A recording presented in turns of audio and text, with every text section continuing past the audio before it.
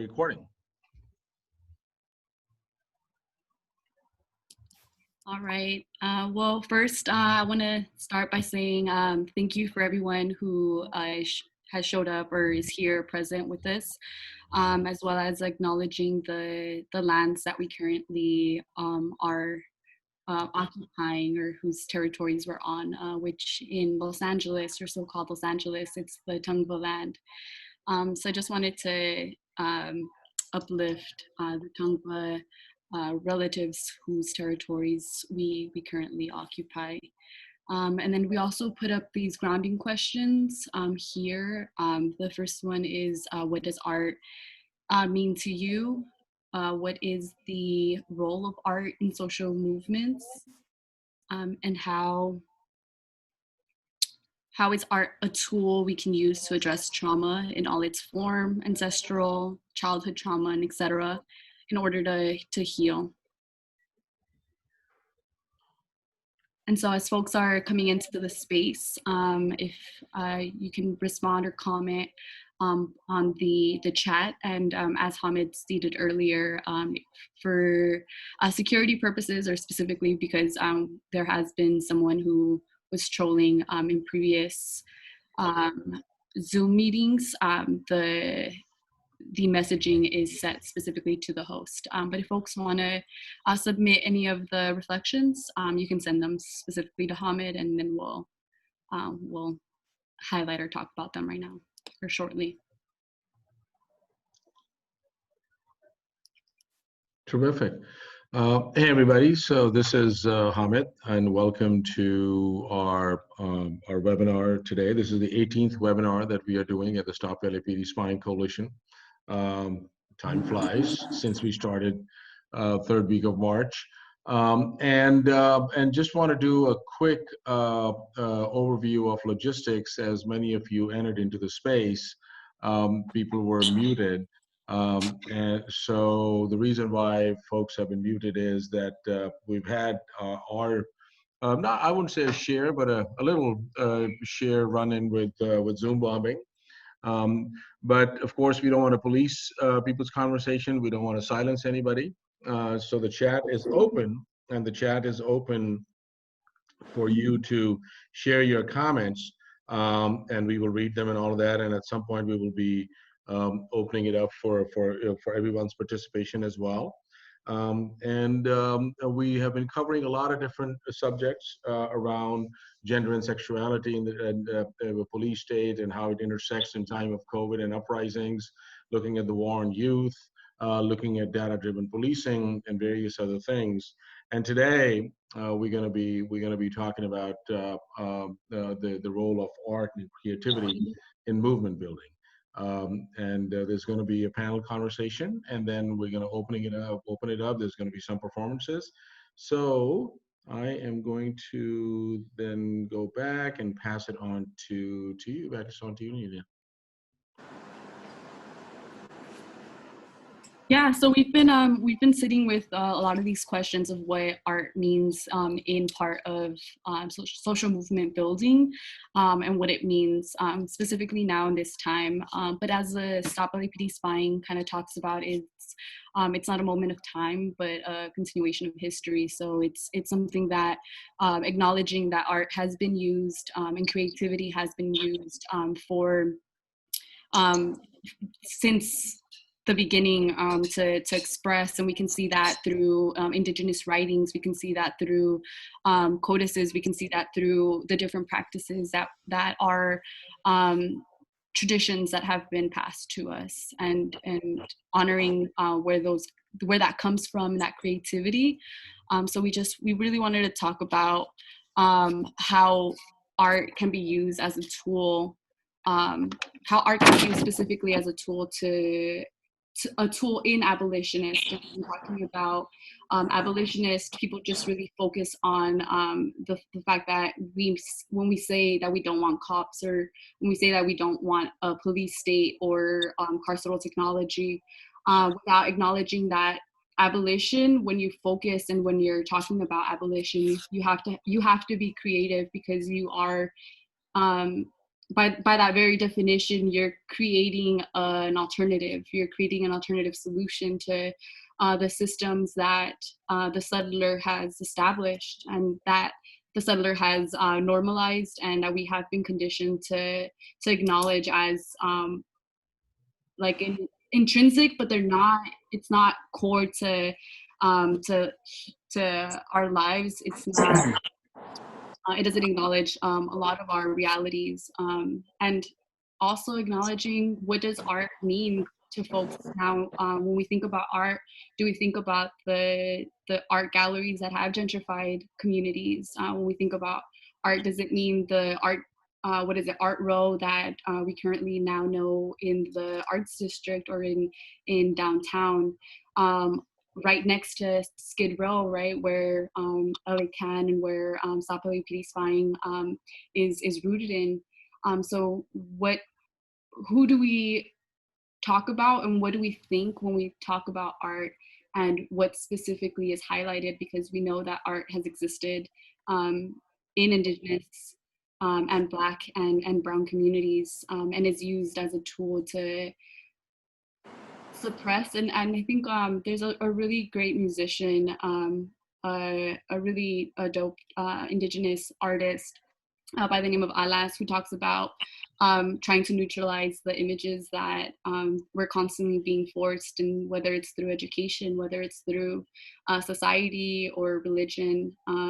It's important to be able to create, not only to be able to think about an alternative world, but to create as well, to kind of be able to use as a tool as well to heal, and to use as a way to dismantle those narratives or specific things that we're taught and that don't have space sometimes. And so Hamid, if it's possible, and as folks are coming in, if we can review or see if anyone's commented or see Yeah, what. would you mind oh, putting the screen down, because I don't know how to check for things with things on there. Sorry, if you can close it off. Great, thank you.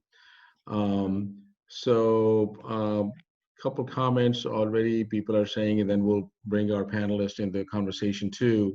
A comment being that to me, the major role of art and social movements is to inspire the collective imaginary, whether that's through movement, visual representations of new worlds through film and photography, as well as various other forms of art that help us break out of the default modes. Then AC is saying that art is freedom, art is a weapon of peace, art is a safe place to explore and expand artist boundaries, and in doing so, potentially change viewers' understanding. If we are free of trauma, we are free to free others.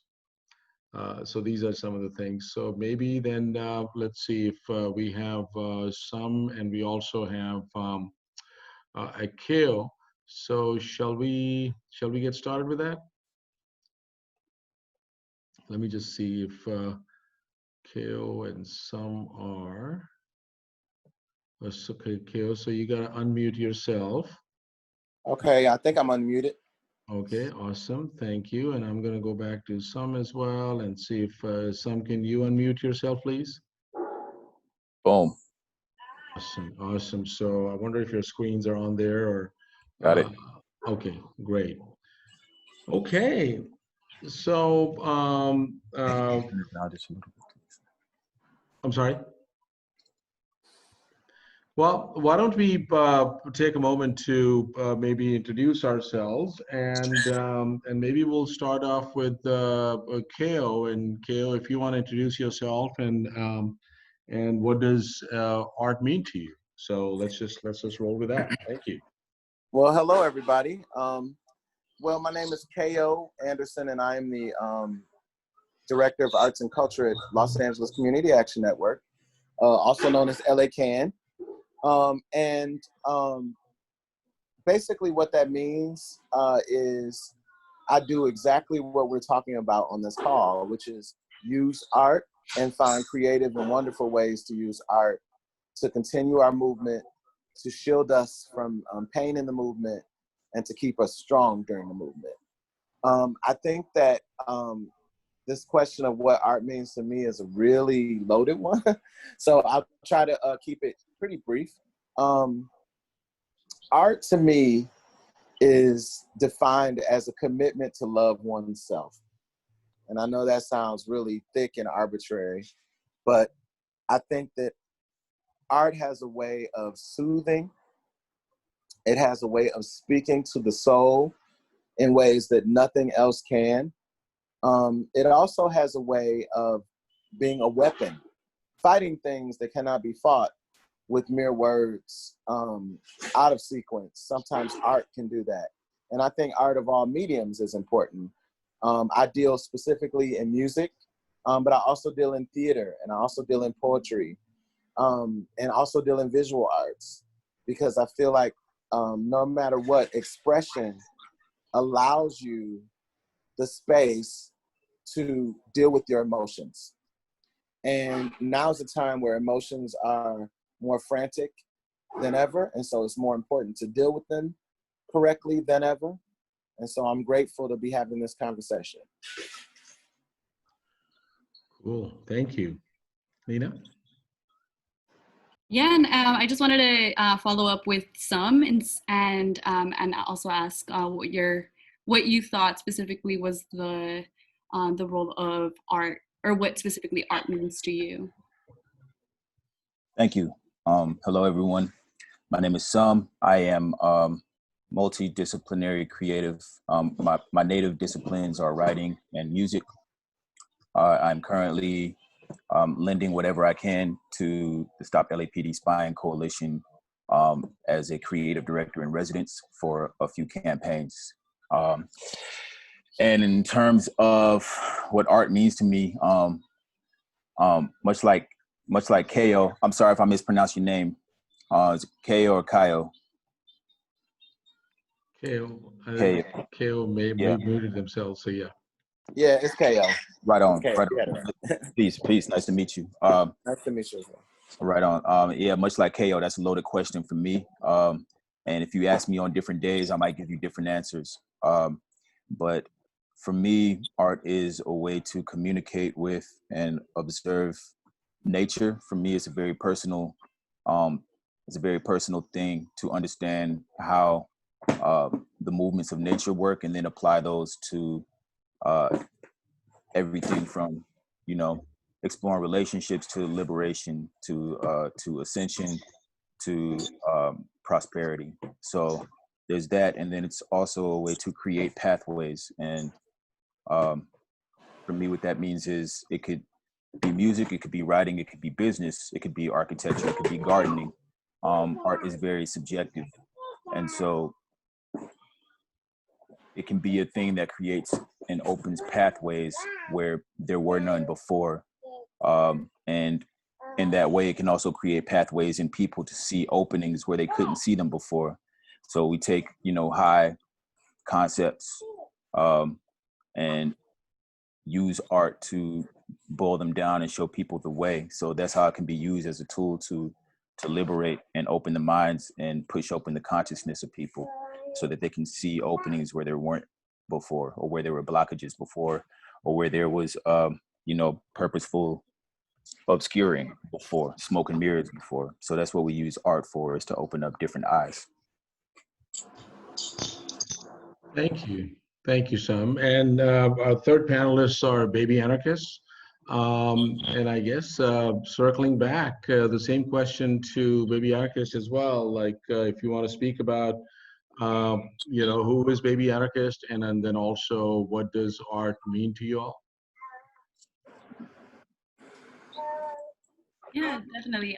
So my name is Iha. I use she, her, ella pronouns. And Baby Anarchist, it grew from being able to, or knowing that our, specifically to validate our existence, and understanding that like people that look like us, we didn't grow up seeing our faces or our experiences told in media, or highlighted through really anything that we saw growing up. And so Baby Anarchist, it's a lot of it is reclaimed art. that started with if some of y'all know the Love Is, which was very Catholic, very white. So being able to reclaim narratives and to be able to talk about things that really we really weren't seeing in community. We really weren't seeing, not specifically community, but through institutions of media and institutions that are able to reach a lot of people, and that don't really understand us, and by not understanding us are able to create the other, and are able to create these narratives that criminalize our bodies and that criminalize our communities without understanding and without being present and understanding the vibrancy, the resilience, the trauma, all of that that comes with that. So it really, that Baby Anarchist grew from wanting to be able to see art that reflected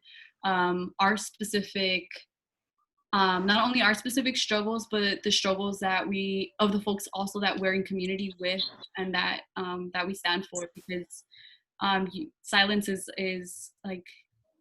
always in the side of the oppressor. So trying to claim those narratives and trying to address that using art, and also acknowledging art in all of its forms as indigenous knowledge that has been passed on, whether it's storytelling, whether that's through style, or through fashion, or through photography or film, or being able to highlight the violence that we know exists. It's really important that we use these tools as liberatory practices, and as ways of being able to kind of foster that the child in us as well, and the child creative side that a lot of us, and especially impoverished communities or historically looted communities, aren't able to, because the arts isn't valued and really acknowledged or funded in our communities. Thank you. Thank you. So moving with that theme, then maybe just going over to some that it's art has been an integral part in movement building. Art has been critical in revolutions. Art has been absolutely the central theme in liberation, in fantasy, in imagination, in how we imagine our lives. So from your vantage point, how do you see art, what you are bringing, and the way you experience art as a part of our liberation movements? Well, again, art is, in my view, uh, us reflecting on and filtering nature, and so that means there are certain universal things about it that are going to come through in the expression, whether it's visual, whether it's audio, um, whether it's the written word, whether it's the captured image, whether it's the built space. Um, there are certain expressions that will cross all kinds of barriers. So what it means is you can instantly mobilize and speak to massive amounts of people using these broad strokes that can transcend other types of barriers, whether they're physical, whether they're language, whether they're cultural or political or whatever. And so it has this power to break down walls and barriers and create movements. And that's why, and also speak directly to people's hearts in a way that, um, more kind of mundane communication might not, so that's why it's at the heart of so many movements, and that's why it's important that there's always some kind of beating heart of artistic expression somewhere near or by the fire, to tie ideas together, because the artist can often take ideas that everyone is talking about and combine them in a way that maybe the non-artist couldn't, and then disseminate that information to everyone else. So that's very important, I think. Are there any some particular artists, historically speaking, in liberation movements that come to mind that you think have inspired your work or your political sort of evolution as well? Yeah, a great number. Um, you know, I come from, again, writing in music. And when I think about the liberation of Black people, I think we actually been talking a lot about James Baldwin heavily, uh, and how he was able to actually use mundane speech, which is why he was so special, is because he could elevate and mobilize people just through conversation. But it had poetic it had poetic attributes to it that spoke to many people and also reached across generations. It wasn't just a moment in time, you know. It was what the ideas he spoke to broke through generationally, and they ring true today. There's so much I'm reading that he spoke on, you know, those decades ago, or that he wrote about those decades ago that are more, or maybe even more so relevant now than ever. Thank you. Yeah. And Keo, what do you think the role of art is in either abolition or in the revolution? Wow.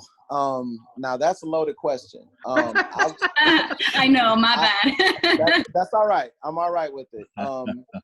First off, I think that art is what I would call necessary. It's, to me, it's not an option. It's not.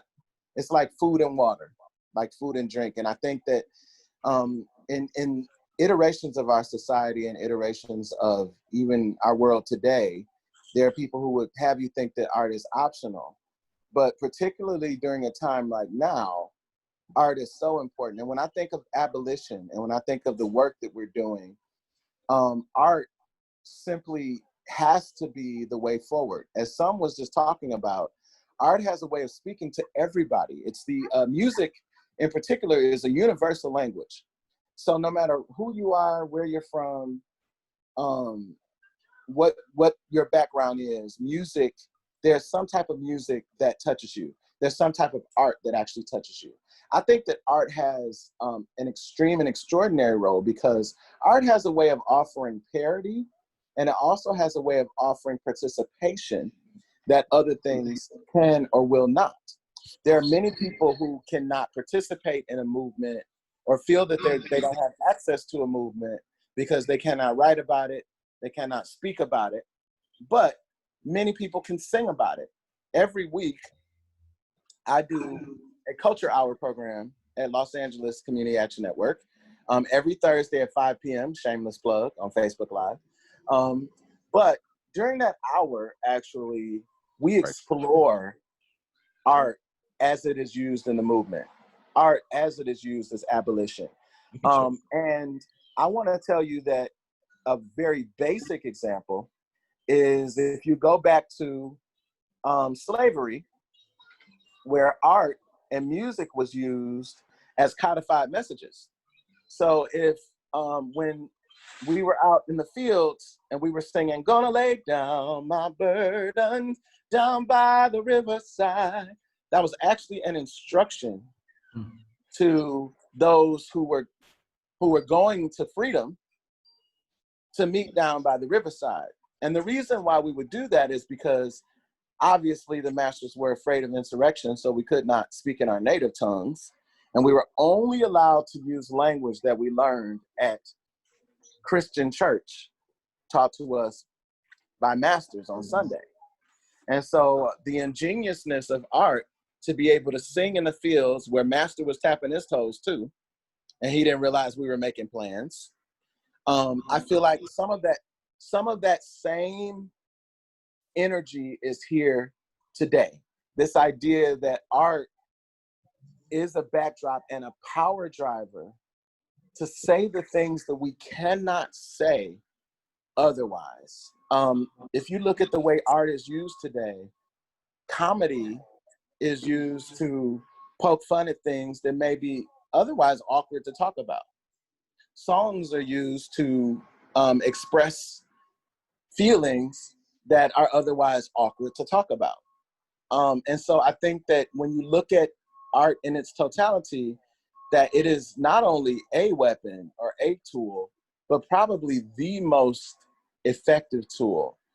A movement without culture is no movement at all. And some was just talking about James Baldwin, and I think James Baldwin is such a fine example, not just of art and the importance of eloquence in art and poetry and speech, but also the contributions that both people of color and LGBTQ people of color have given to this movement, oftentimes without recognition, oftentimes without thought, but they've given so much of who they are to this idea that until we can express freely and fully, we aren't truly free. And art offers us the path to do that. Great. Do you have any folks who've inspired your art and your who's been an inspiration in your art? Oh my God. Yes. I will say that I come from the old school. I'm from Detroit. So I grew up listening to a lot of Motown artists, Marvin Gaye in particular, also Michael Jackson, Aretha Franklin, Whitney Houston. But if you go back even further, Nina Simone. I mean, when you talk about art, Nina cried power more than anybody else. And she used power in her art. And so much so that she was seen as an outsider when she died. So I really take to Nina Simone. I really take to all of those who came before us who had something very powerful to say. Mavis Staples. I think about some of the early pioneers in gospel like Mahalia Jackson, those who lended their voices to gospel, but then also allowed for the transition into freedom music. One thing that happened in freedom music was that it evolved out of gospel. So the song we sing that goes, it goes a little bit like this. It goes, woke up this morning with my mind stayed on freedom. Woke up this morning with my mind stayed on freedom. That started as a gospel song. Woke up this morning with my mind stayed on Jesus, right? So evolving some gospel songs with words or short transitions has really allowed for us to take this movement in a really, really big way. So those artists who really lent that to us, I have to say, are my favorite artists who've given me a lot. That's brilliant. Thank you, and of course, like you're teasing us now, so with that silver love. I am. I'll sing a little something for real later. Of course, we're going to let you get away without it, and we expect something from some as well. So folks, the chat room is open. Please feel free to send us your messages to what you're hearing and how you are imagining liberation and fantasy through art and creativity. So moving on to Baby Anarchist, I think we're bringing it back to you all as well. Yeah, what is where's Baby Anarchist at with that? Yeah, it is a very loaded question, and it's, I think part of it is the radicalization of a new generation. So being able to understanding that we're taking on art as a way of something that's passed on to us. And I had mentioned the thing about like, for example, when we think about art, it's not only a film and what we're able to draw, but it's also can be seen in the way we're able to make braids and the way in which enslaved African folks would either braid or would do corn rolls to talk about or to map out the escape routes. Or when you think about capoeira and the fact that Afro-Brazilian relatives use that as a way to be able to do skill sharing and to be able to create levels of defense without also causing too much call or too much attention. Or when we think about the weaving and how now weaving as well is or like textiles, like the textiles that we traditionally see as well in different parts. But specifically, I know that right now there was a French designer who tried co-opting like specifically Oaxaqueño designs of shirts. So even when we talk about that art, how it's so often co-opted and removed, and the importance of being able to reclaim that narrative. When we talk about abolition, how that as well is trying to be co-opted. And I was watching the news and how they talked about how abolition,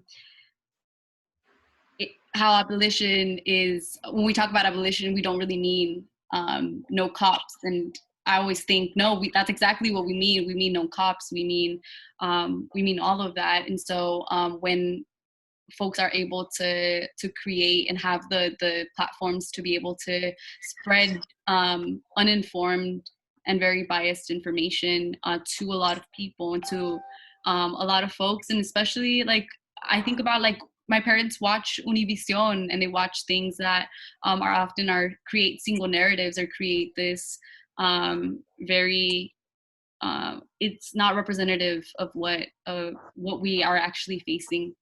And I also, two folks had mentioned, the KON had mentioned James Baldwin, and there's a film that was recently added on Netflix, which I encourage folks to go and watch. And he mentions feeling some type of way because he was an elder watching the younger folks die in the movement.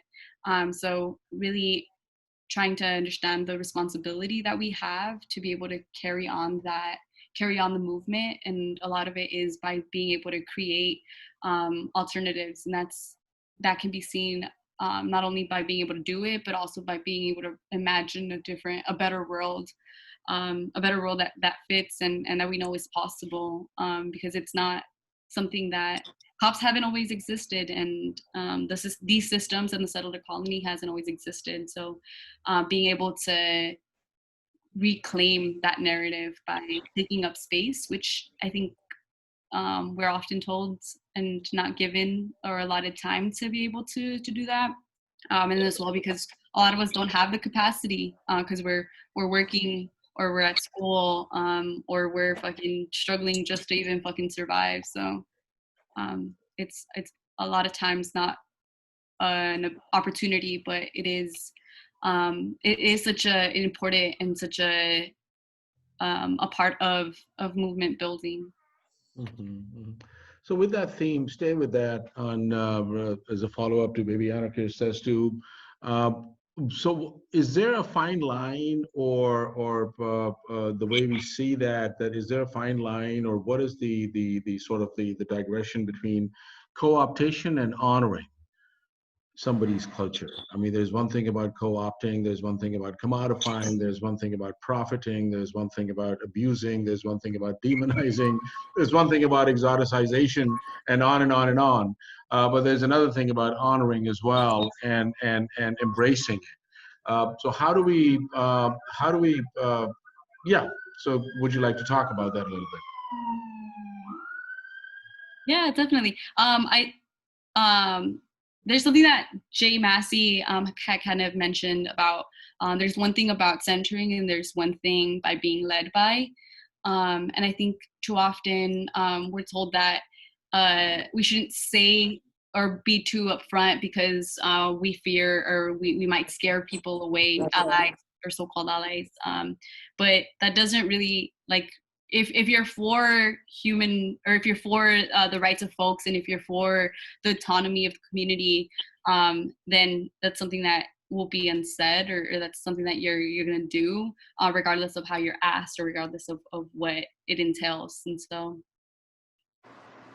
it's important to listen, and like the same thing with voting seen as harm reduction as well.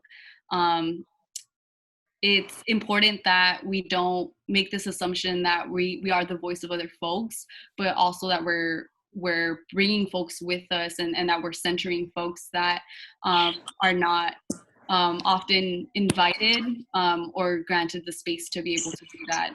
So I think that, like, it's important to use your platform to uplift that, but if you're also doing that without taking into consideration what is actually being said, and the work that went into not only researching or looking into it, but being able to create and create a discourse around that, it's kind of a form of gaslighting. It is a form of gaslighting to dismiss that, and kind of pick it apart. So it's really important that we don't try to pretend that we know, or we're the representative of everyone, and that we preach what we say, and that we bring forth community as well, and that we're building that community. It's not just about bringing someone in, but it's also about if you're talking about abolition, how are you also creating community to be able to respond. Just one comment while you're there with Baby Anarchist, that you named a movie, but there's a comment here that didn't catch what is the name of the James Baldwin movie on Netflix that you had mentioned? It's I am not the N-word. Okay. I'm not unique, yeah. So same, going to some and KO as well. Is there a sort of a line between co-optation and or honoring, in your opinion, as we see that, cultural co-optation or artistic co-optation, or is it about honoring as well? So yeah. Great question. Yeah, I'm going to speak purely as an artist here. And what I can say to that is, in the continuum of, actually, I'm going to speak purely as a musician.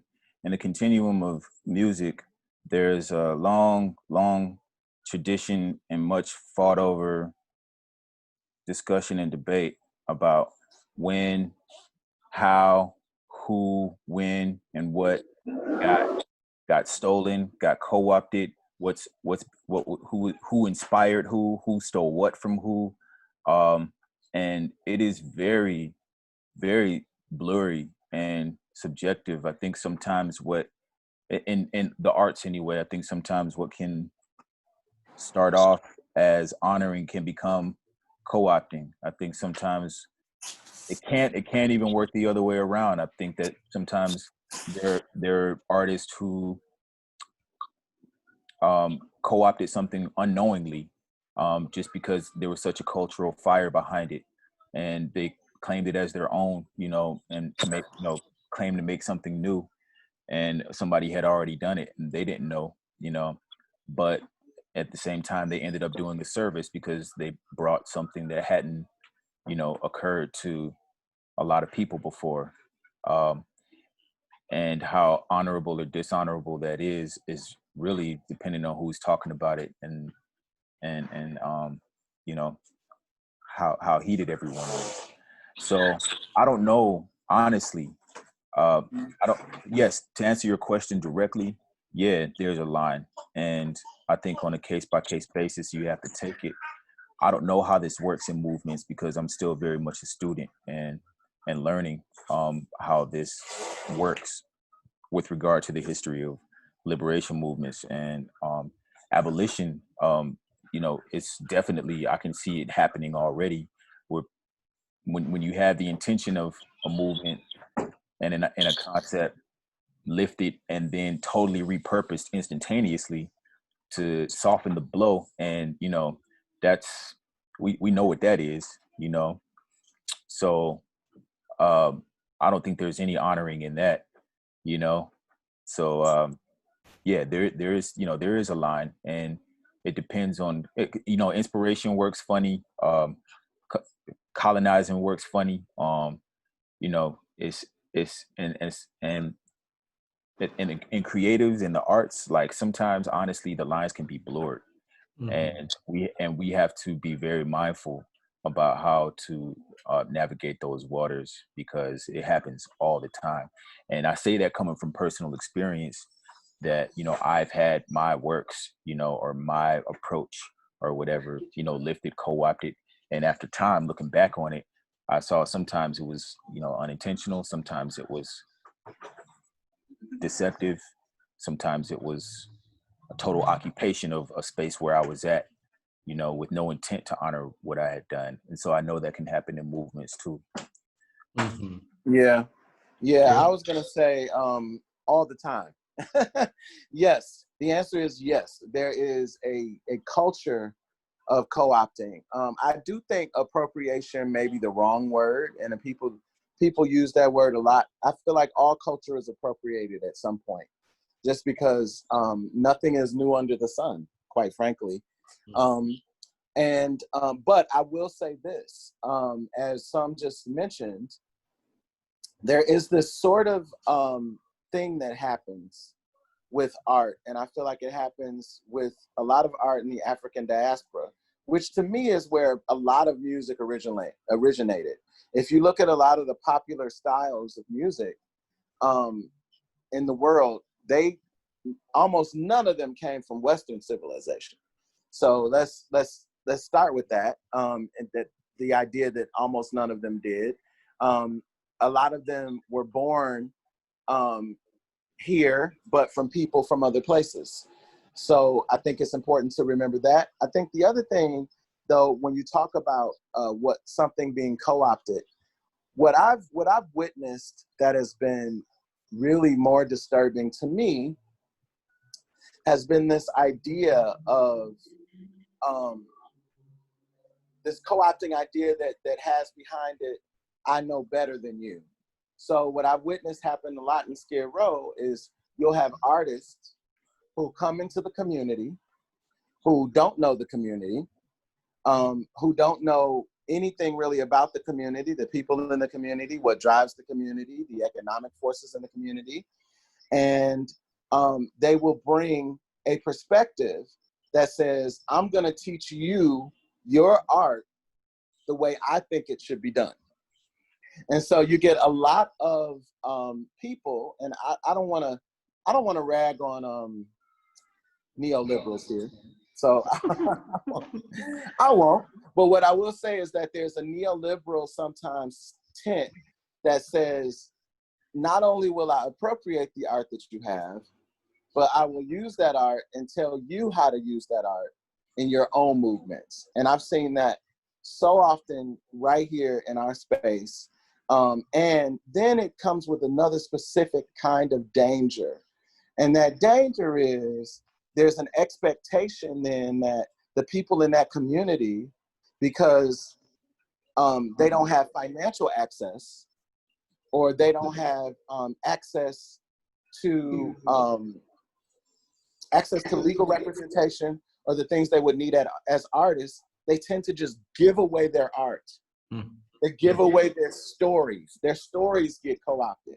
So someone would say, I'm writing a play, and they'll flash them $50 and say, I'm writing a play. And what they don't realize is that that play is going on to make hundreds of thousands of dollars with that particular story that they've given away for $50.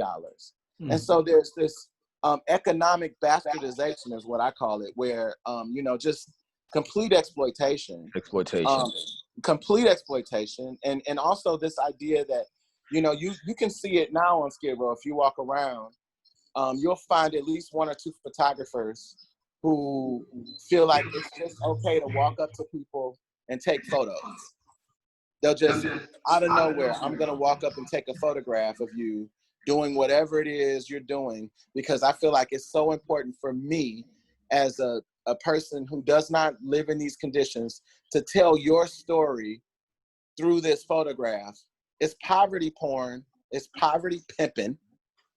That's really what it is, and it happens quite often. Now, I will say there are a contingent of very respectful artists. We work with artists at LA Can who've been in the community for years, who form relationships with people in the community and then film them. That to me is a different thing entirely if you have a relationship. But what we've seen far more often is sort of this fly by night. I'm helping you with what you have right now. I'll give you a meal. I'll give you $10. You sell me your soul and your art. Nice. Thank you. Yeah, there's this one fellow called, I think his name is Paul Friedman. He's been amazing. Paul is Yeah. absolutely. Paul is absolutely. Paul better not be on this call and hear me. He He is on is, this he is. call. I'm just messing with him. So yeah, no, just so Paul is there's amazing. Paul is amazing. Paul is who I was just speaking on, and Paul has made a complete effort to not only know the community, but be a part of the community. absolutely. Give to the community, love in the community, live in the community. I mean, so to me, that's a different thing. So yes, the answer is yes, and the answer is also yes, there is a way to do it right. Yeah, yeah. And They've been amazing folks who brought in Paul, Linus. I mean, there's the name, the list is unending and just brilliant folks who really are there. I mean, and at the service of, but in partnership with.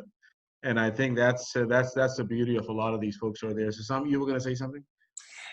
yeah, and KO just reminded me of I got lost in my own thoughts when I was talking through things with you earlier. But I think the point of what I was going to say was, you almost can't stop it because it's almost like weeds. Weeds are going to show up wherever there is growth. Wherever there's an opportunity for growth.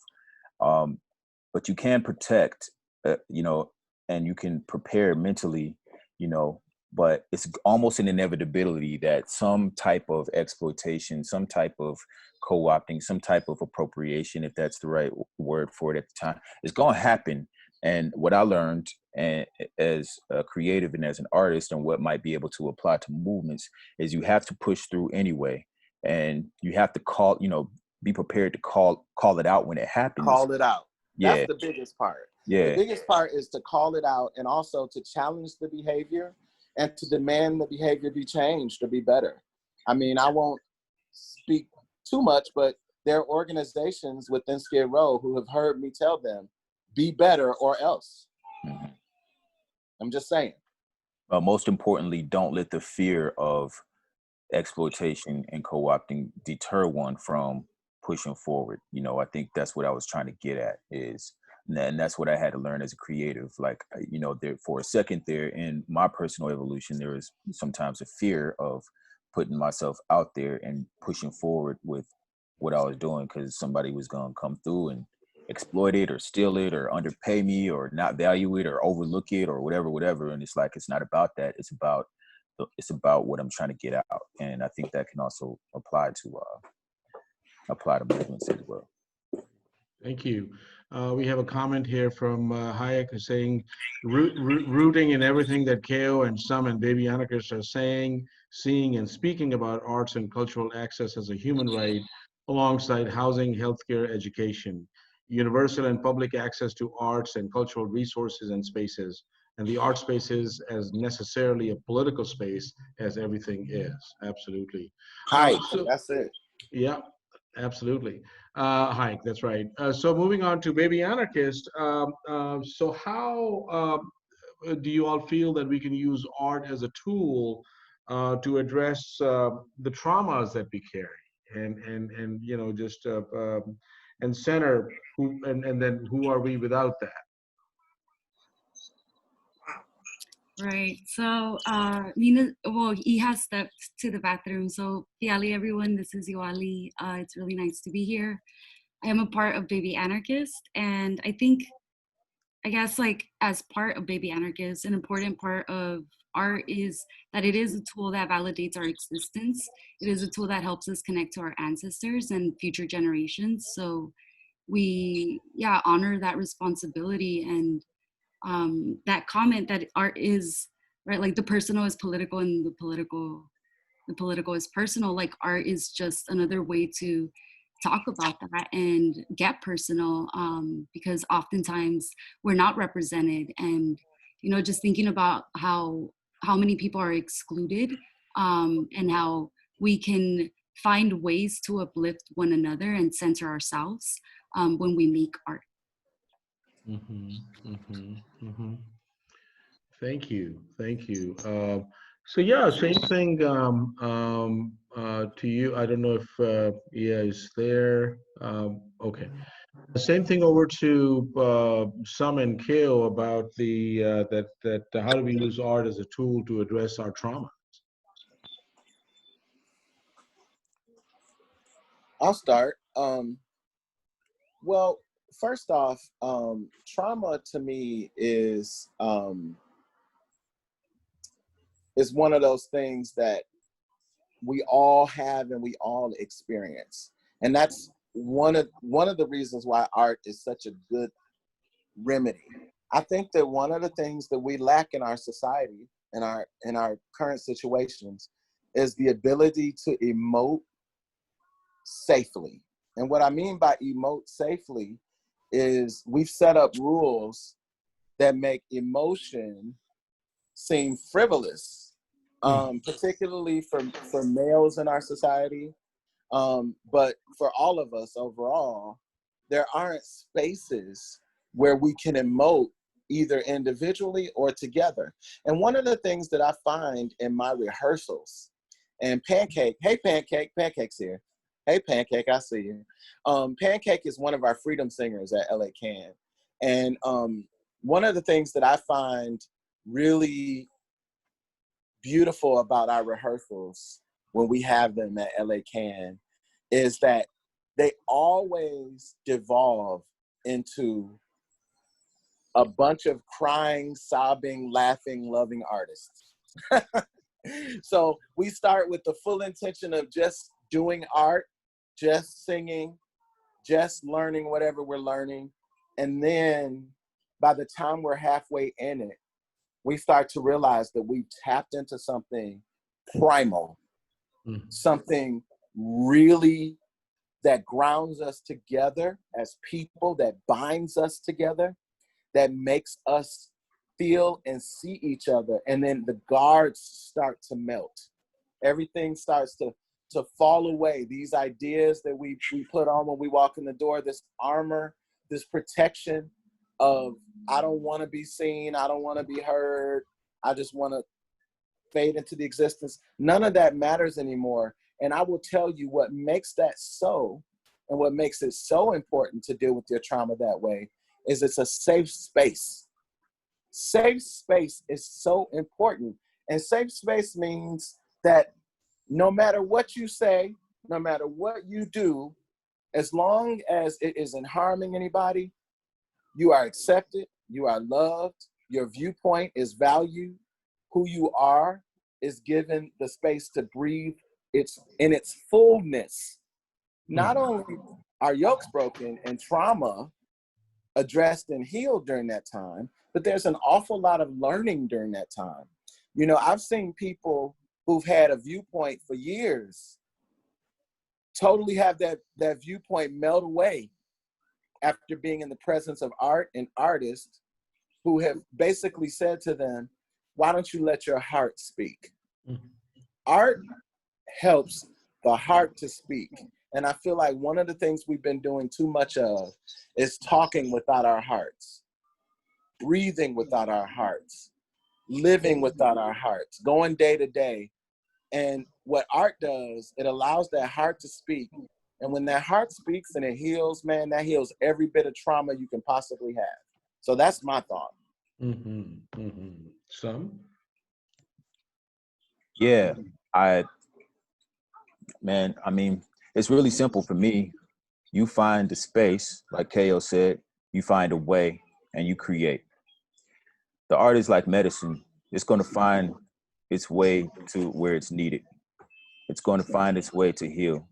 It's going to find its way to the wounds and to the trauma. So as the creator and as the artist, it's your duty to elevate your craft, focus on making sure that the signal is as strong as possible, and the platform is as solid as possible, and that you have such an intimate understanding of what your relationship is with your craft, that when it's time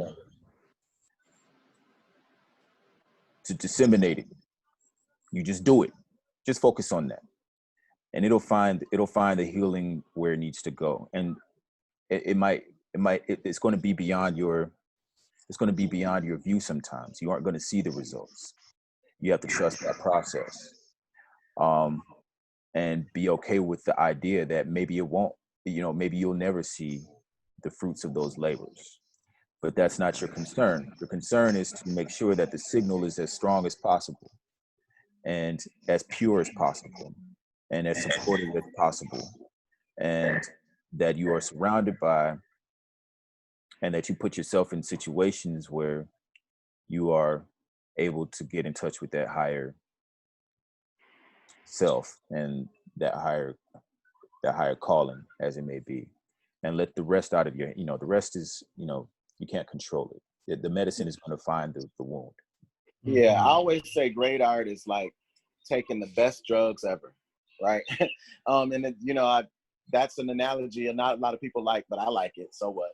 It, to me, it's like, imagine the best high you can possibly get, but it's a one that you can control and come down from. And also one that you can go back to and overdose on over and over and over again. And if you don't consider yourself an artist and you're listening to this call or you're on this meeting, I want you to find something in your life. It does not have to be anything traditional that we've named, but I'd love for you to find something in your life that allows you that escape from the trauma, or find a group of people to listen to or to work with that will help you to get that. Because as some just said, the healing will find you if you allow it in, but you've got to allow it in. I think the biggest word I always use is allow. When I'm in rehearsal, I say, everybody, let's just allow. And what I mean by that is we put up so many barriers when we're trying to deal with trauma. We say, okay, I'm going to put it off to the side. But if we allow that art to seep in, heal, allow crying, don't make it a situation where people feel awkward for being emotional, where they feel safe to be emotional or not, where they feel safe to just listen. And look, whatever it is for you, it can be for you. And therefore, you allow whatever it needs to be for others for it to be for them. Go ahead, Sam. Yeah, I want to circle back to one thing that was brought up, this idea of like art as a healing space. Because oftentimes I do find myself sitting with this like healing can often feel like a privilege for folks that are under constant attack. Right, and so when we do heal and when we do have safe spaces, like those safe spaces, like oftentimes, right, that word itself is co-opted, and people say like, oh, it's a safe space, but even within social movements, how often do we censor survivors or censor disabled folks or censor trans folks or censor, like the list goes on. So I think healing is like that is a privilege in many ways. So to be able to create spaces where we can allow that to happen is abolition. It is care work. It is an important part to the movement. But oftentimes that isn't the case, I think, and unfortunately, really. And that's a perfect kind of little bridge to what I was thinking.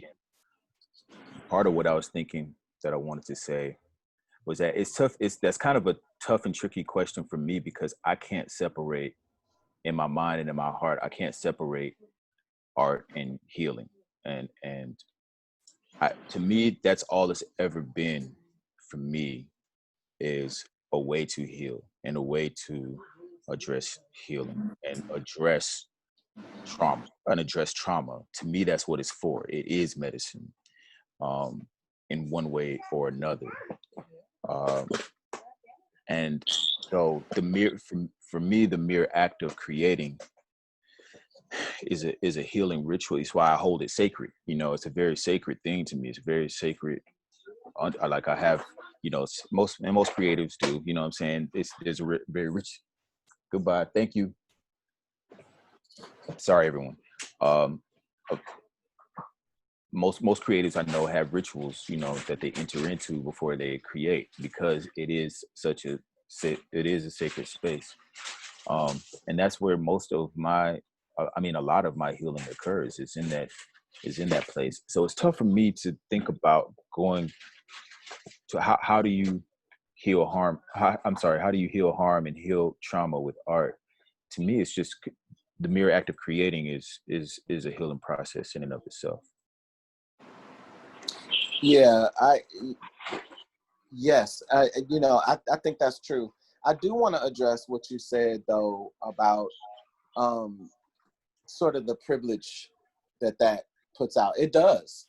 I mean, I do think that there are definitely areas in which spaces appear safe but are not safe, and we've encountered those. I've encountered them where I thought I was running a artistic space that was safe, but it turns out it was not safe for everybody involved.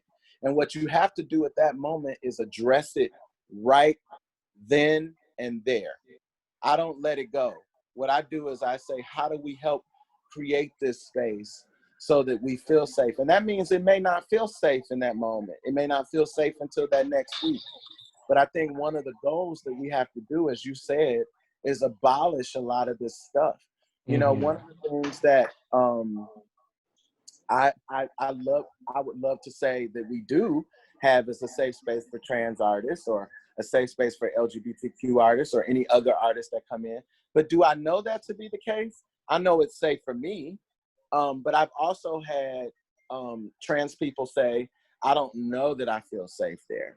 I don't know that I feel welcome, or I don't know that I feel warm there. And so that says to me, I've got work to do to learn, not to make it safe, but to learn what safety means for that person.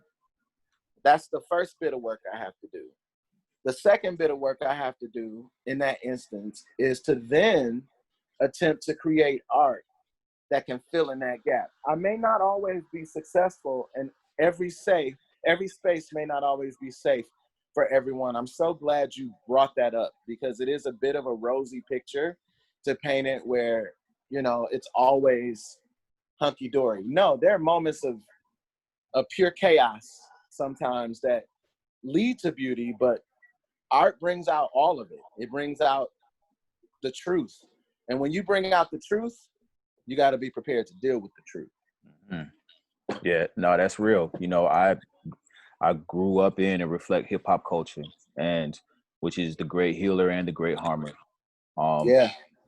And we who grew up in that culture, and who are moving forward aware, know that there's a lot of work to do, because while it has been maybe a safe space for me as cis Black male, like it hasn't been a safe space for a lot of people for many years now. Even just listening to one of my sisters speak about her journey through hip hop and how traumatic it was, and all the abuse that she had to deal with to even get a little bit of success, or even just a little bit of evolution in her craft. She had to endure way more than I can even begin to imagine relating with. So that's very real. That space has been built for me, to heal. It's, although it is opening and widening the space so that others can practice the culture and reflect it safely, there's still very much a long way to go. So I appreciate that point too, and holding folks accountable to that. Thank you. So folks, then we're gonna give you all both three of Baby Anarchist and Sum and Kale a bit of a breather, because we want you to come back and talk about sharing craft. So however you feel, very briefly, just for a couple minutes or so. And if you don't have it ready, it's all good as well. But just want to open it up right now for comments and questions. Please go ahead and share your comments and questions in the chat box. So we have from Pancake that various forms of art, means of expression, music is healing. power of lyrics, the beauty, the message conveyed. Beautiful people, and that's our, just incredibly beautiful pancake. Jamie says that I think we need to know how to do both. Not only create spaces where art and vulnerability of creating art can happen, but also know that a space is committed to confronting harm and interpersonal conflict. Both things need to be happening from there over there as well. So I think Yeah. these are all and I think it's also something that just on a personal level, like sometimes you sort of feel that you just don't have those artistic instincts because I always feel fascinated and just super enjoy art, like music and spoken word and drawing. But I'm also learning in our movement building that when I hear people speak, that's also poetry in motion. When I hear Jamie Garcia speaking, when I hear Mariela Saba speaking, when I hear, just Pete White speaking, when I hear several other people, it's really, really poetry in motion. And it's just like one of those moments that it's almost like you are in that moment and it's coming from a very deep place.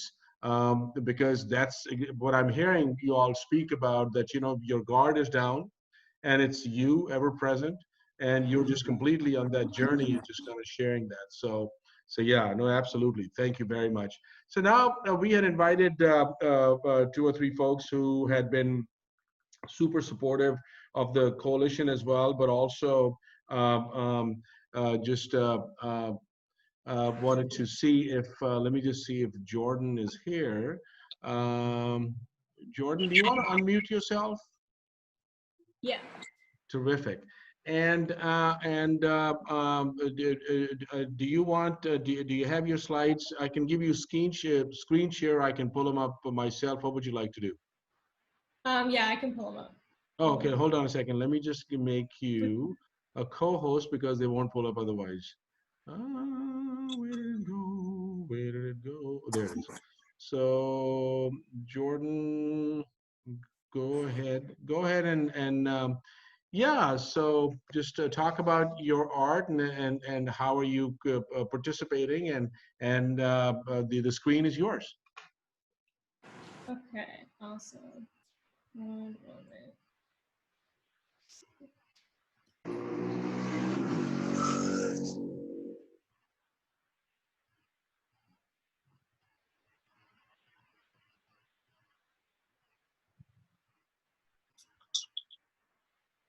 Okay, I don't think I'm having trouble sharing the screen. Oh, that's odd. If you want to share it, if that's easier. You want to try it again? Ah, got it. Yes.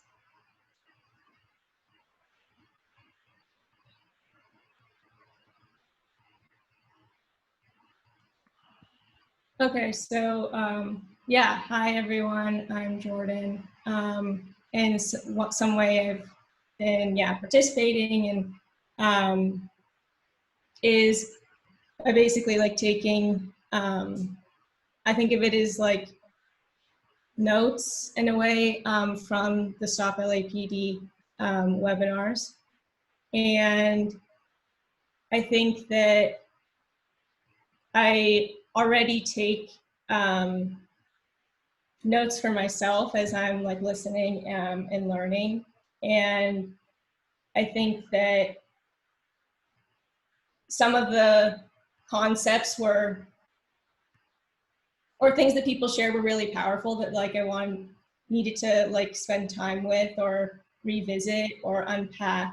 And so I think that by trying to document things that can help. And I think that the coalition is really emphasizes, in my opinion, like the transfer of knowledge between many other folks and movements. And so I think that by also maybe documenting, also trying to also facilitate a sort of transfer of knowledge.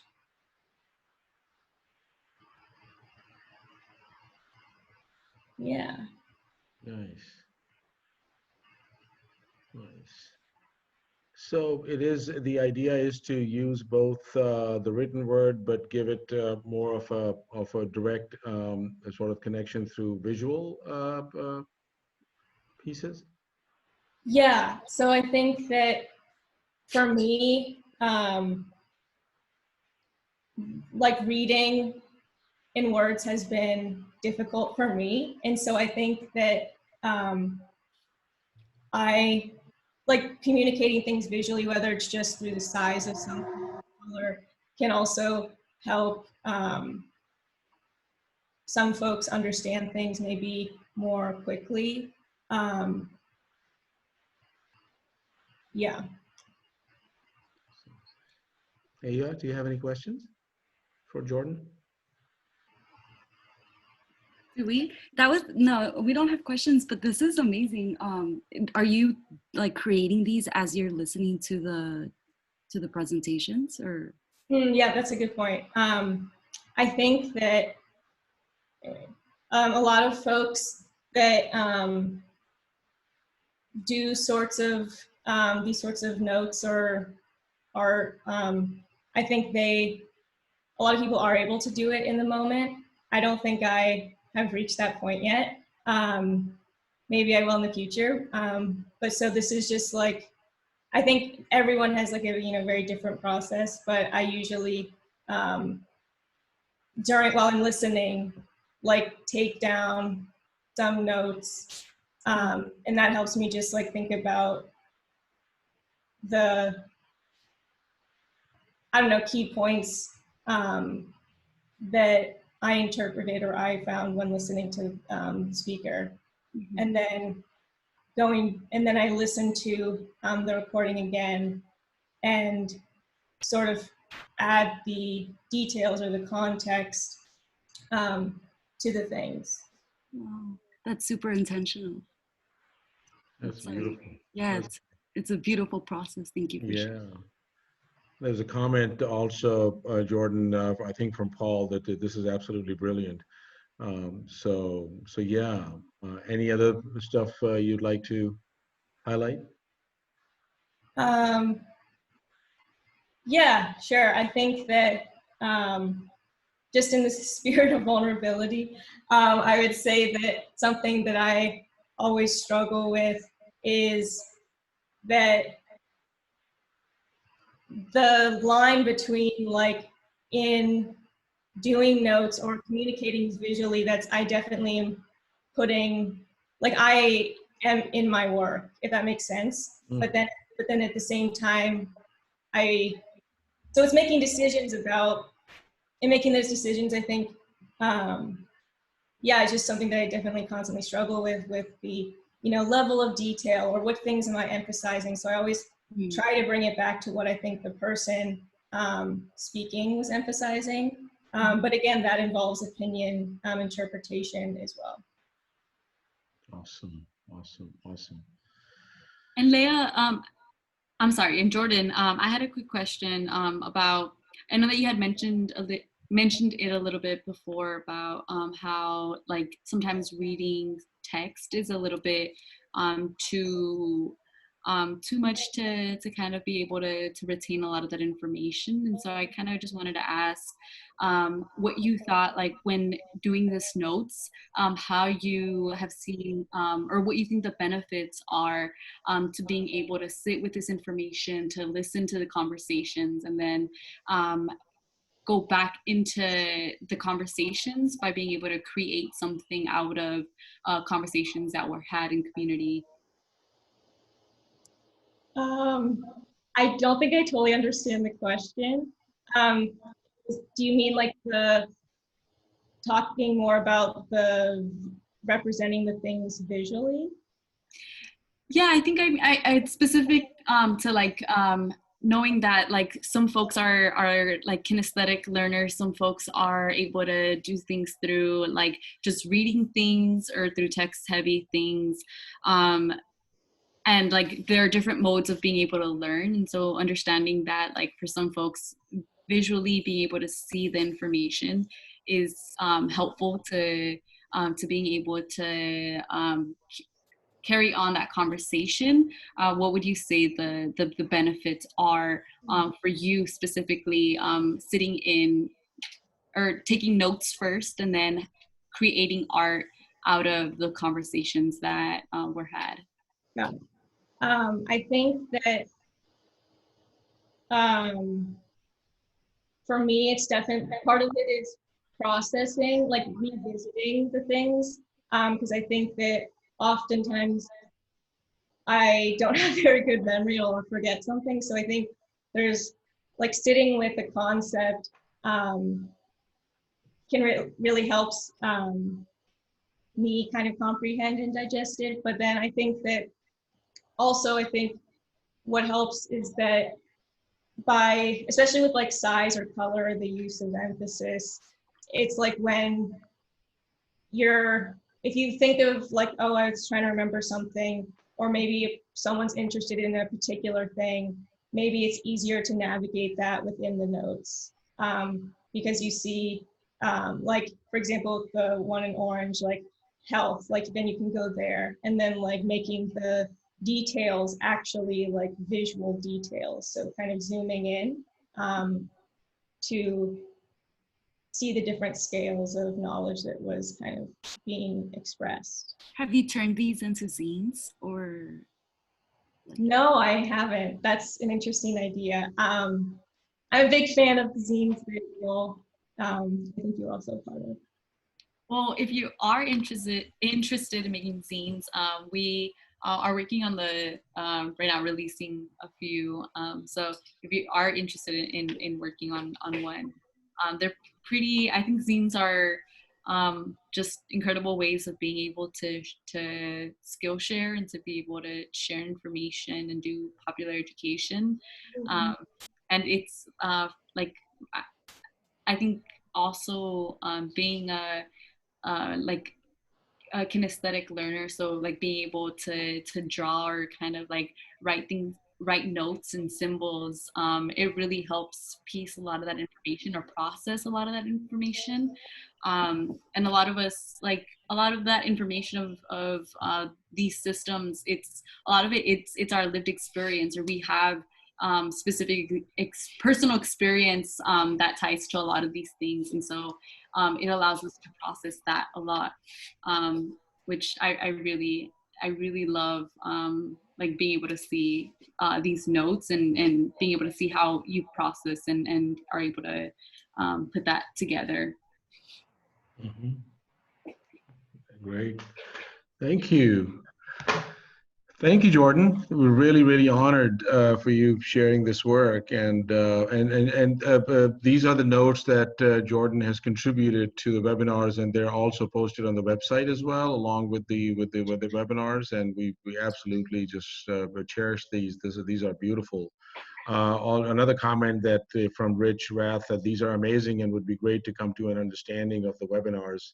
Are they shared anywhere? Yes, they are, up to what we have there on the website as well. So if you go to the coalition webinars, each webinar, so I think we have them on the first 4 ones, so the others are still in progress as well. So thank you. So I think going on the craft piece, I was going to also invite Akhil to share some of the work that Akhil had done. There you are, Akhil. Had done with the, and Akhil is a musician as well. So go ahead, and Akhil, just to talk about yourself, and what are you going to share? Yeah, hi. My name is Akhil. My pronouns are he and him. I've been part of Stop LAPD Spying Coalition for a little more than a couple years now. And outside of that, I am a musician and composer. I play trumpet, I compose, and I am just as of this month, I got my credential to be a music teacher in public schools, which I'm really excited about. So there's sort of those 3 dimensions of playing trumpet, composing, and teaching. And I have been really lucky and like just so honored beyond belief to be able to, start being a community member, being welcomed into, the LA Can space and being a community member of Stop LAPD Spying. And I've been able to share a little bit of trumpet playing in a couple occasions that were really, just for me, very profound learning experiences and also super rewarding. One time I got to play with KO, which was amazing, just a really incredible artist. And I also got to hear Pete play my trumpet, which was awesome to hear. Mm. And I hadn't yet been able to, have that little intersection between the composing or teaching, music teaching, and that space until I had this one opportunity where Nadia actually organized, or we all co-organized this arts Skillshare as a part of the War on Youth campaign of Stop LAPD Spying Coalition. And it was a really cool day. If you were there, we all did a drum circle together. There were filmmaking workshops. There was Photoshop. There was a poetry thing where I got to hear some really cool poetry.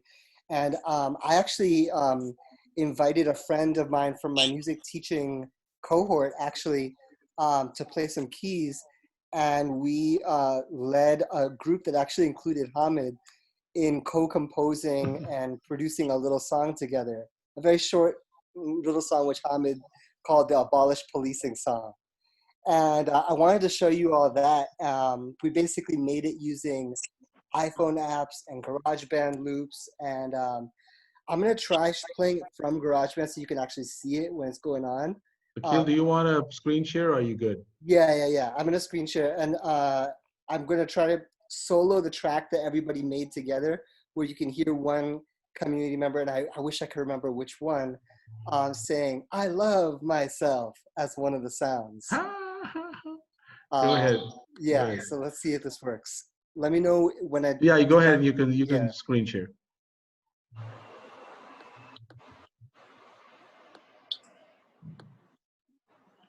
Can you all see it? Yes.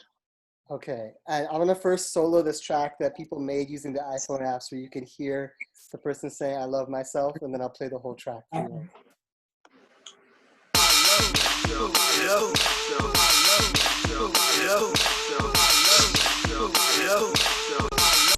Could you all hear that? Yep. So that's a little beat that people made using an iPhone app, and this is the whole song, so you'll hear it.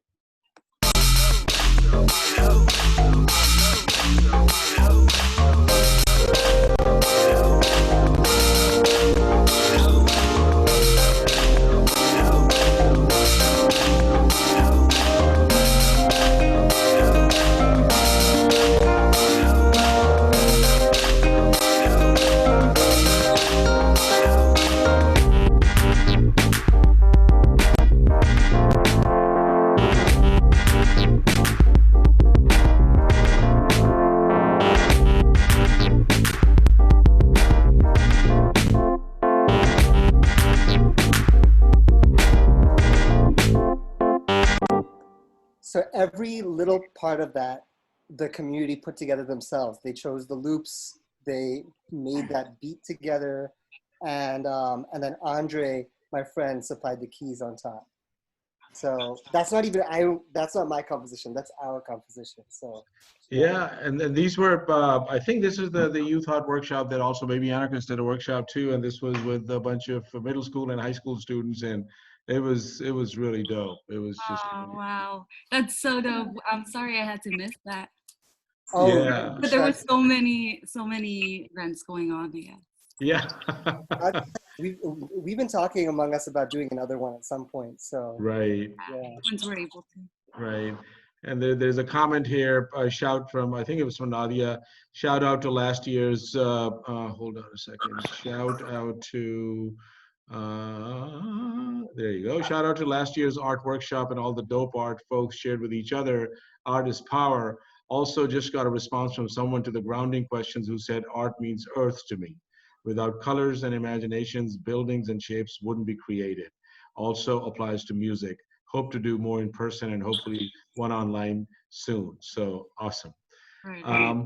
All right. So, well, maybe, but I know that we're going to go to Andrew towards the latter part of the thing. But briefly, we want to go back to our panelists as well and see as to Who wants to go first? Kale, you have a message that you will read and sing, and it's okay. Cool. So maybe do you wanna lead us, Kale? Sure, why not? I think I have to anyway, right? All right. So the first thing I'm gonna do is read the lyrics to this song because I feel like the lyrics are extremely powerful. I'm sorry, I'm still figuring out how to work all this. Give me just a second. Yes. So I'm gonna read these, and I want everybody to just really take in, what the lyrics are saying and what they mean. So it says, "It's not the waking, it's the rising. It is the grounding of a foot uncompromising. It's not forgoing of the lie. It's not the opening of eyes. It's not the waking, it's the rising. It's not the shade we should be cast in. It's the light and it's the obstacle that cast it. It's the heat that drives the light. It's the fire it ignites. It's not the waking, it's the rising. It's not the song, it is the singing. It's the heaven of the human spirit ringing. It is the bringing of the line. It is the bearing of the lie. It's not the waking, it's the rising. And I could cry power, power Lord. Nina cried power. Billy cried power. Mavis cried power. And I could cry power, power Lord. Curtis cried power. Patty cried power. Nina cried power. So I'm gonna sing just that much of it. Because this is a song by a gentleman named Hosier. And the words to me just speak so much. So I'm gonna sing a little bit of this for you guys. Please. It's not the waking, it's the rising. It is the grounding of a foot uncompromising. Not the forgoing of the lie. It's not the opening of eyes. It's not the waking, it's the rising. It's not the shade we could be casting. It's the light and it's the obstacle that cast it. It's the heat that drives the light. It's the fire it ignites. It's not the waking, it's the rising. It's not the song, it is the singing.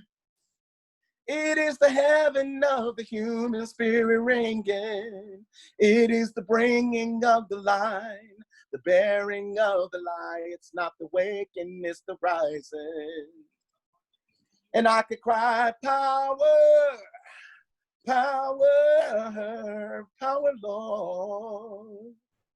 Nina cried power, Billy cried power, and Mavis cried power. I said I could cry power, power, power, Lord. And MJ cried power, Whitney cried power, Luther cried power. It's not the waking, it's the rising. It is the grounding of a foot uncompromising. It's not the forgoing of the lie. It's not the opening of eyes. It's not the waking, it's the rising. And I could cry power, power, power, Lord.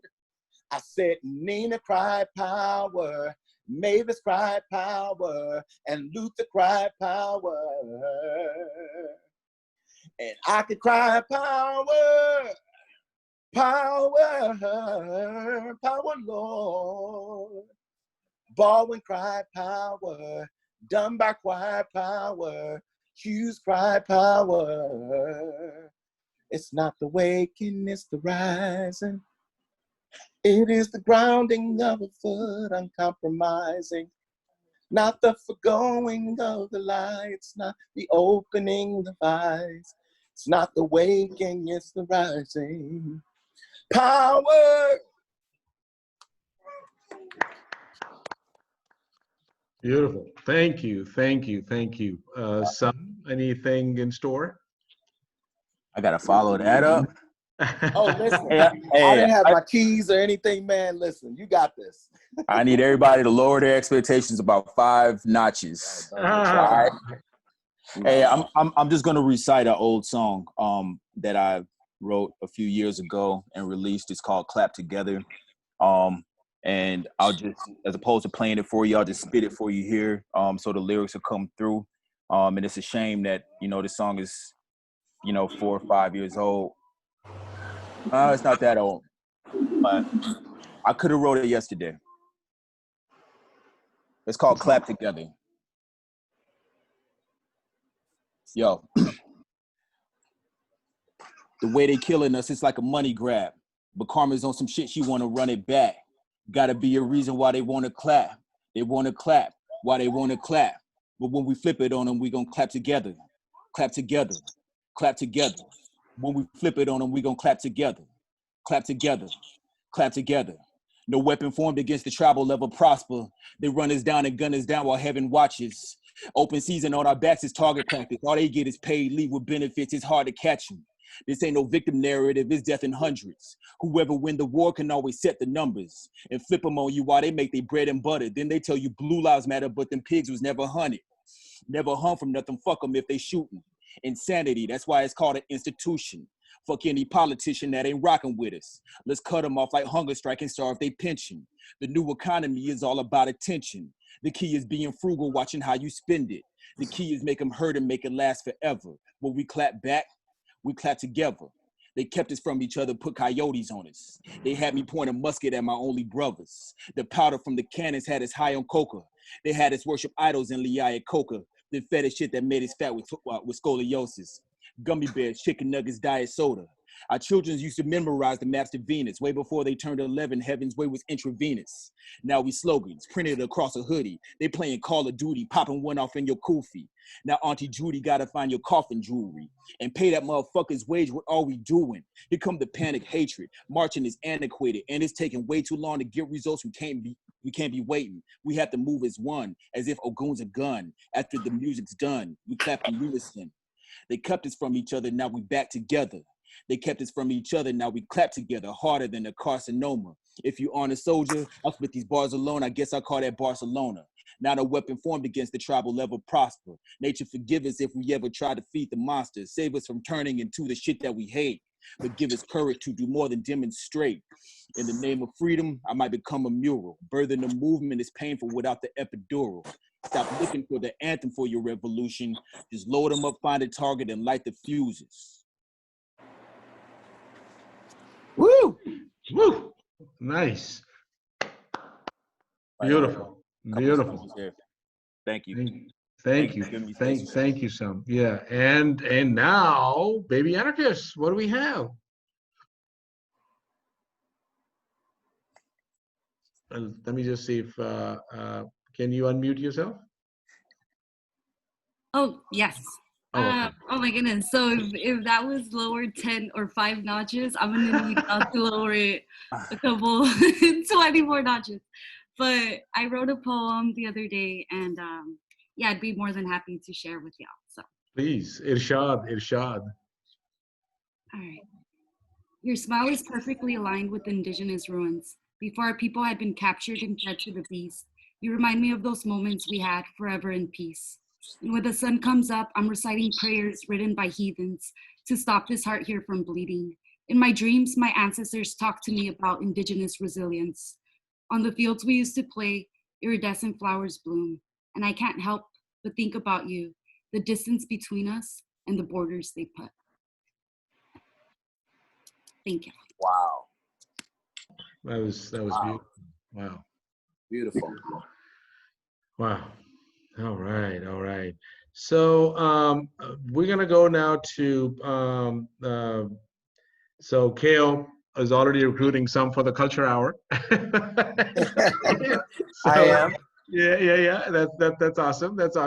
But maybe let me just go to Andrew now, some, and then if it's possible, maybe if you want to set up that video that you just shot more recently that you released, we can do that sort of like an outro towards the end of the show with that. So that'd be beautiful.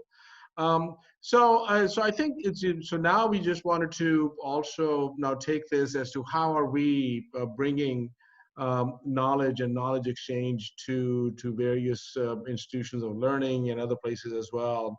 And we were approached by one of our comrades, Andrew Kolb, who is also a professor at Cal Arts as well, and wanted their students to. So Andrew, I'm going to unmute you. So go ahead and try to unmute yourself. Hey, yeah. All right, there you are. Okay, so and then let me just. Do you want to? Should I make you a co-host? And are you able to do that from your internet? Yeah, that'd be great. Okay, so go ahead. So Andrew wanted to share that call to action and get their students out at Cal Arts to start mobilizing.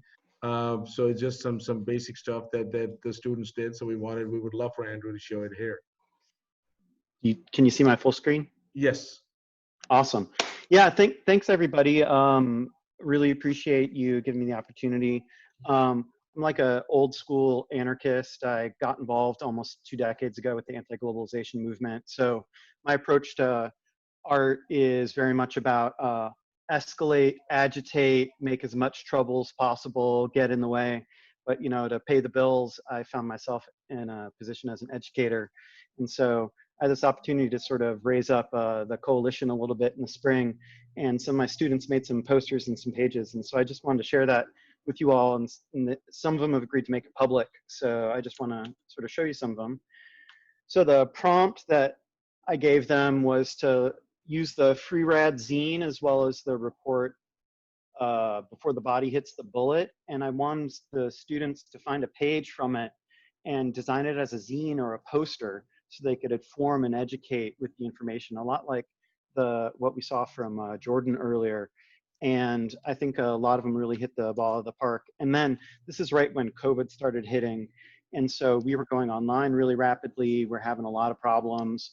And so the other part of the assignment that we added in was watching this really great interview with Hamid from 2015 on the Laura Flanders show about the surveillance industrial complex, and asked them to also make a second page about something that was brought up in that conversation.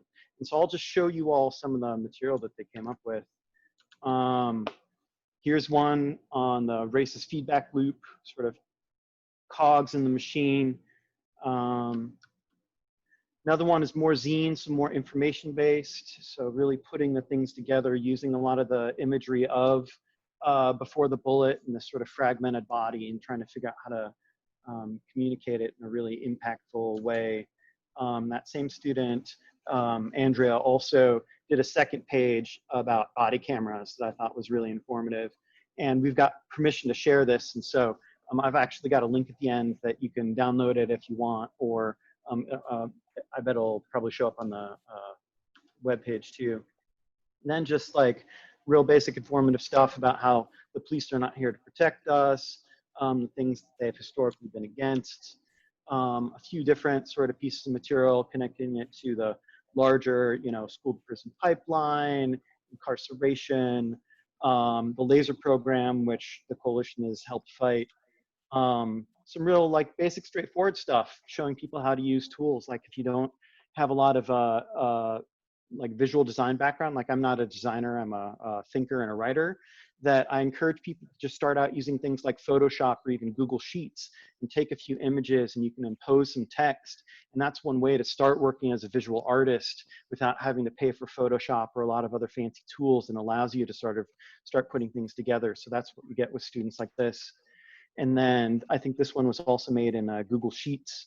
And so it's about how we still live with a form of slavery that didn't go anywhere, going with the coalition slogan that, it's not just a moment of time, it's a continuation of history.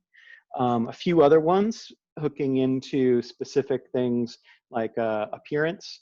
And there's a poster that went with that as well about how facial recognition software stereotypes and picks people out and excludes them and splits people based on their appearance. Even things just about composition and sketching, trying to show who we're in solidarity with, what communities are really the ones we're there to support. So if you're interested, you can either just go to this URL here, tiny.cc/NoLAPD. You can download these images. If you've got your phone handy, you can just hold it up to the screen too, and it should bring up that QR code there as a reader. And it should just take you to a Dropbox link that I have that have all the posters in it. So don't want to take up too much more of your time, but I really love the opportunity to be able to bring the students in communication with all the amazing work that the coalition is doing, and really, you know, hold up your radical abolitionist politics, which I think was super crucial within the context of this larger class I was teaching on Introduction to Radical Politics, that went through indigenous struggles, the Black radical tradition, some direct action environmental work. But I think LAPD spying really sort of was the cornerstone of it. So unless anyone has any questions, I'll just throw it back. Yes, I have a question. This is so amazing, first of all. Oh, cool. Yeah, I have a question. So we wanted to post this online. Is there someone we should tag or someone we can give credit to? So I included the names of all the people in the sort of poster stuff who wanted attribution. So there were, I think, 2 or 3 students who wanted attribution, and then 1 person who wanted to be anonymous, and it's just in the sort of file name, so you should be able to find it there. Awesome, thank you. Yeah, absolutely. So I'm gonna go ahead and make you a co-host, and from there, so at least you can do your screen share if you want to. So I thought I had done that. A couple of comments we have on the chat room. Yeah. Firing in all cylinders, using art as a tool to help abolish and dismantle present systems that criminalize and discriminate. Shut them down, shut them down. And that's, of course, our message from a very dear Pancake, where, you know, just getting it all out there. So I think what we'll do is, Sam, would you like to share the video? Yeah, that'd be great. So you can screen share, and you can Okay. from your end, and All give us a right. quick backdrop as to what the video is. Okay. Here we go. Share the screen.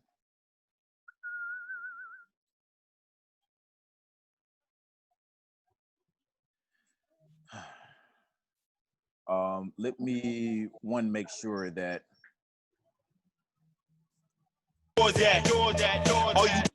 Did everybody hear that? Mm-hmm. Okay. So I guess just to give a little bit of a backdrop, this was something that this is a song I'd actually written a year ago, or started writing a year ago, and then I kind of hit a wall and couldn't really, I don't know, finish it. And then, you know, the events of the last few months kind of came around, and I found myself being able to write it without any hindrance.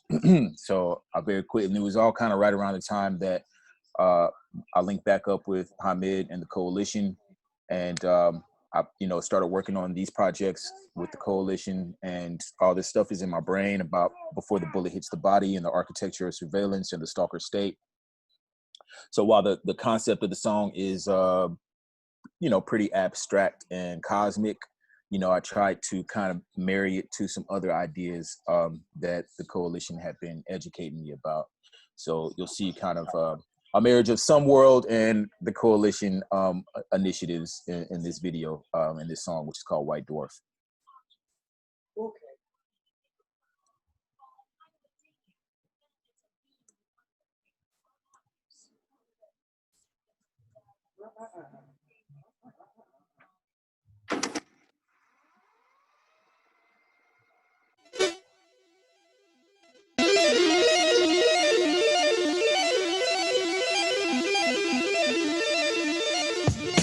What if white supremacy was guided by a star that seen us peak, now we feel it dying off. To be alive, to see it all. The final fall of the white war.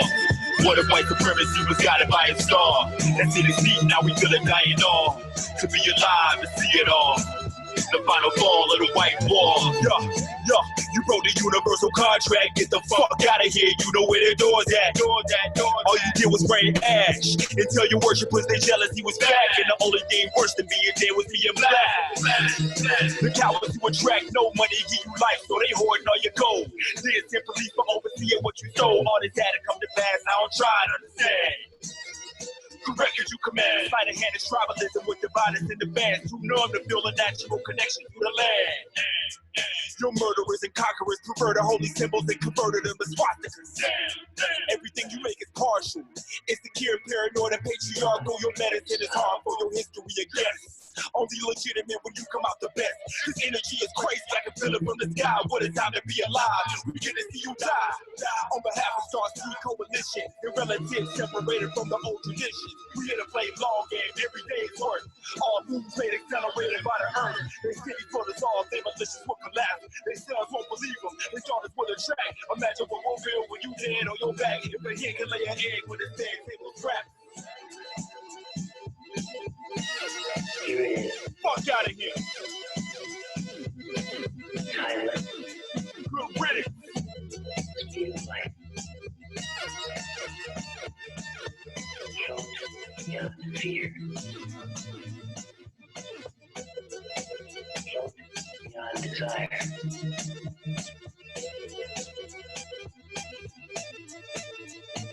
Into this mystery of mystery. From this gate of wonder.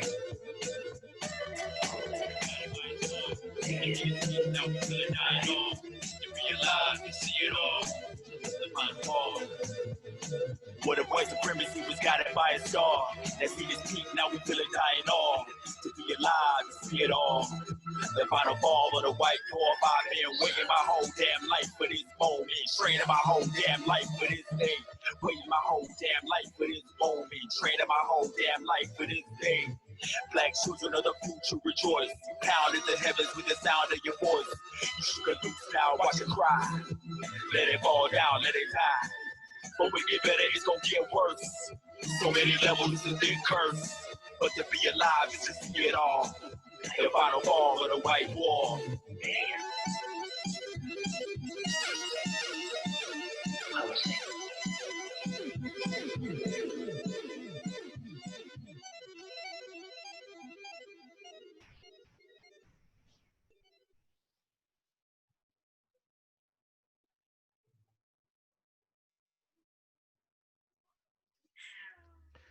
All right.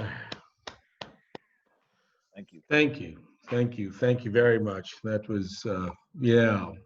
Was there anything, Baby Anarchist, that from the zine or anything that you all wanted to share?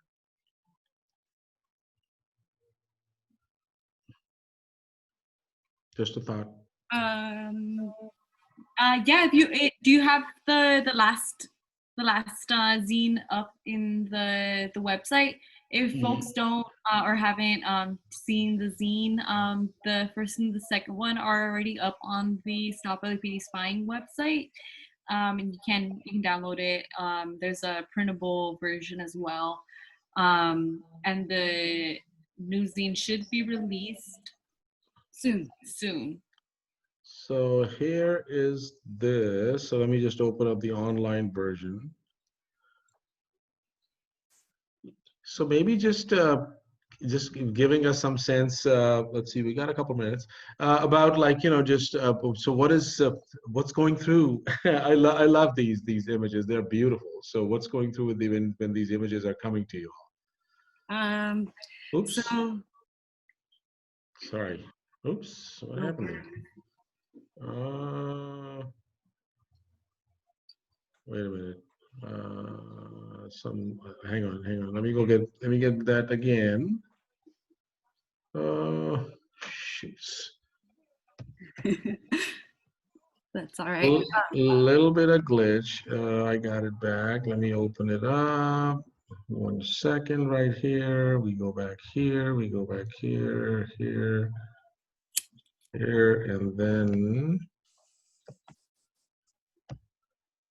There it is. there it is. Ooh, there it is. Yeah. So the idea behind, I absolutely love the image, both of them. So what's the thinking, and what's the? Yeah, so definitely when I think about the first image, the one with the Molotov, and also like centering the war on youth, and right now thinking about the folks that are out on the streets, and how media really tries to criminalize folks without understanding that like property is replaceable. Property you're able to build, and without, and we kind of really talk about that as well in the coalition about the fact that based on who's able to create the narratives, or when we think about history, it's his story, and it's historically been folks that have the folks that are that survived, that are cis heteronormative, that are centered in something that kind of both bell hooks and other folks have really talked about in adult supremacy.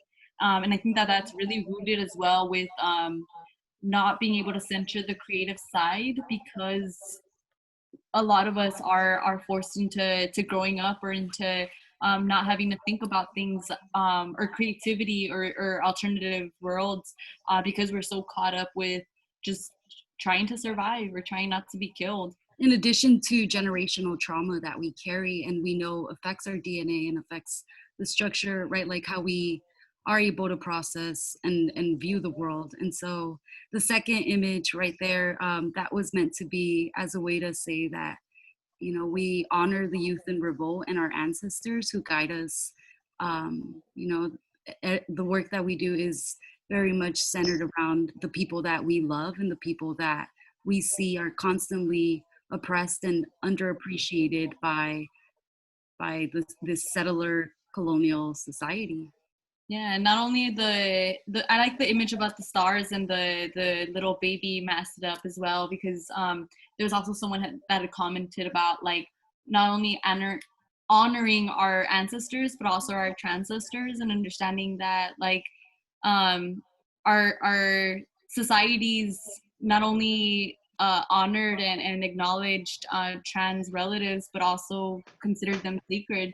And it wasn't until colonialism that we've othered, like we've othered every other, our communities that are not in the binary, or not in the structures that they, or in the image that they try to whitewash or to instill. Same thing with like when we think about Australia, Australia has a Black history, it has Black roots, and that's something that always has to be acknowledged.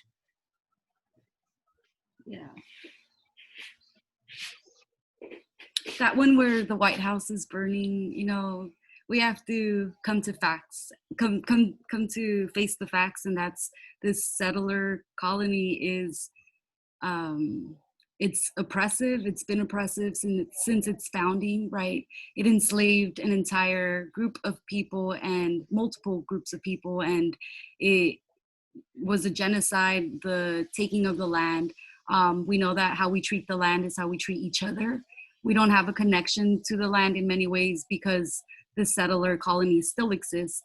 And in order to abolish those systems, we really do have to face confront the past, you know, and they're not going to grant us our freedom. We know this to be fact.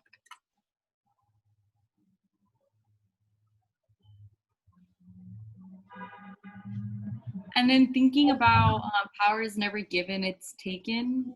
It's also the same thing with like acknowledging that like taking up space or being able to create is like you are taking up space in that sense. And so like when you talk about abolition, like if you looked back in the beginning of the year, if you look back towards the end of last year, you really wouldn't have assumed or would have imagined that abolition would have been centered when we talk about policing and we talk about state-sanctioned violence. But all of this, it's also pushed by the creatives, and it's pushed by folks that are able to not only want to dismantle, because I think that when you're talking about that, it's not only creating images, but it's also dismantling their systems that they are constantly telling us that we need when they don't serve any of our communities. Yeah, and along with that, making art and seeing it as a sacred practice, also acknowledging the fact that we wouldn't be here if it weren't for the many people that have paved the way, and how dreams are important and essential to our survival, because someone dared to dream, so that we can still be here today. And that is something that, right, like we really weren't meant to survive. And so there is that Zapatista saying, they didn't know we were seeds. They tried to bury us, but they didn't know we were seeds. And I think we're at that point where we're really blossoming, and it frightens the living shit out of white supremacists. And there's no stopping it, right? We're reconnecting to the land. We're taking back everything that they tried to take, but we're still here. Love is radical joy, and we honor and celebrate that in all the ways. And the image that was a little bit, I believe it was page 15, the one about the colonial borders. I just wanted to name as well that like the Kumeyaw relatives, which is the southernmost tribe in or territory, indigenous territories. They are also were able to reclaim part of that land and have stopped the part of the border construction as well. So talking about when we do talk about sovereignty and autonomy, also acknowledging that like the folks that we tried to criminalize and the folks that we're constantly trying to other as well, we have a right. Like, who are we to say on stolen land that folks can't migrate? And it's specifically your indigenous, your brown, your Black community members that are specifically targeted. So it's important to highlight ways that we can use art to continue the forms of resistance and to reclaim those narratives.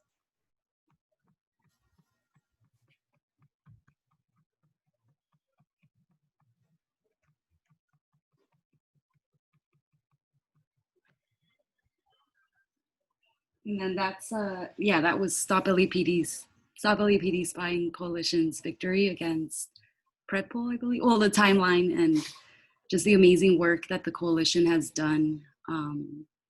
It's really always an honor and a privilege to be able to share space with y'all. So thank y'all for hosting this space.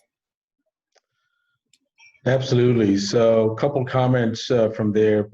Yeah, so so the cumulative power in tonight's art and artists is truly inspiring.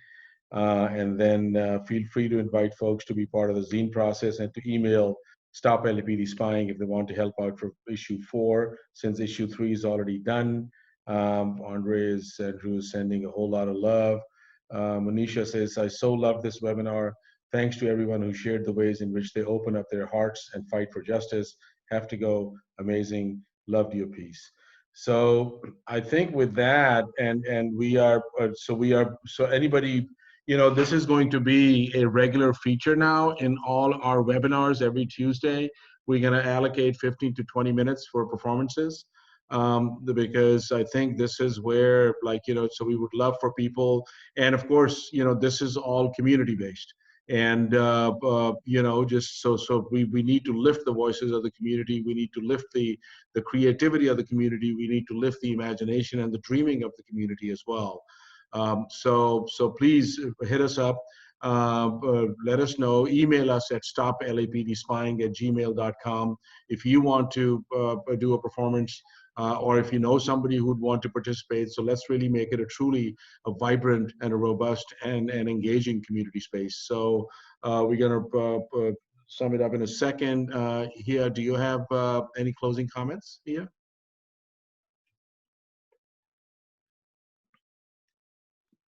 No, I just want to just continue and express gratitude for everyone who took time to show up and to be present, and understanding that like we all have a role in the movement and in movement building, whatever our capacity. So just yeah, let's both create and dismantle at the same time.